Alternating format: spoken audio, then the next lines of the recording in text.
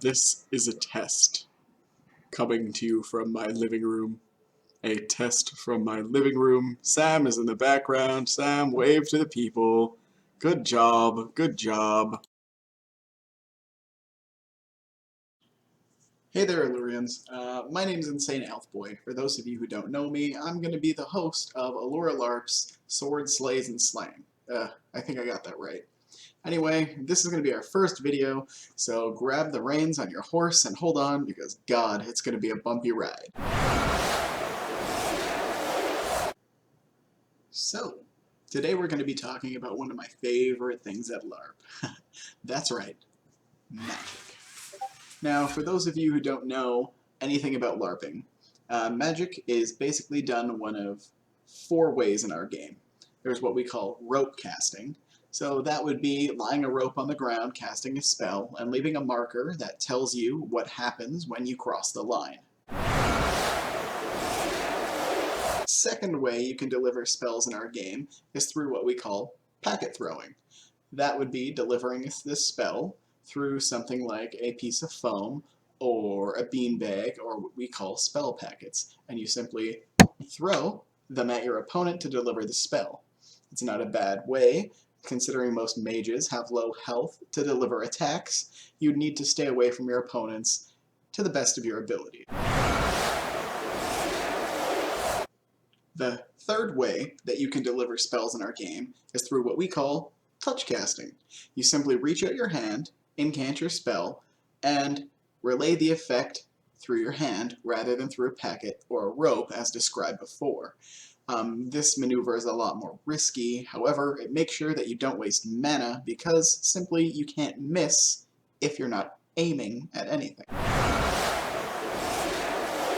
The fourth and final way to cast in Alura is what we call self-casting. So, for example, usually spells are usable on a multitude of targets. However, certain spells are a little stronger than others, so they can only be used on the mage themselves.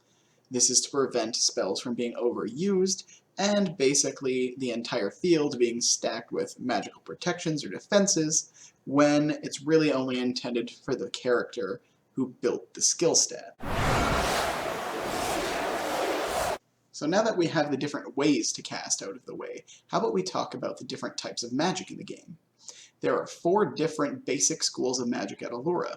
The first one is curation, the ability to heal your friends and remove toxins from their blood. The second would be summoning. Maybe you want a new shield or sword or a guardian at your side when you feel alone. The third would be destruction, the manipulation of the elemental forces in order to aid you in battle. And the last one would be alteration. That's the power of the mind and the ability to affect others' minds and trick them. The next thing we're going to talk about is a mage's mana pool.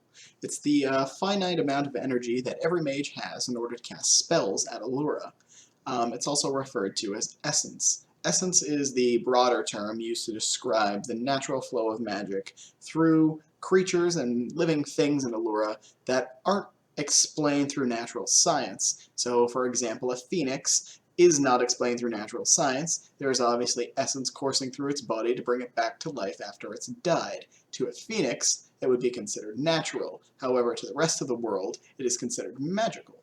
The next thing we're going to talk about is what you're going to use all of that mana for.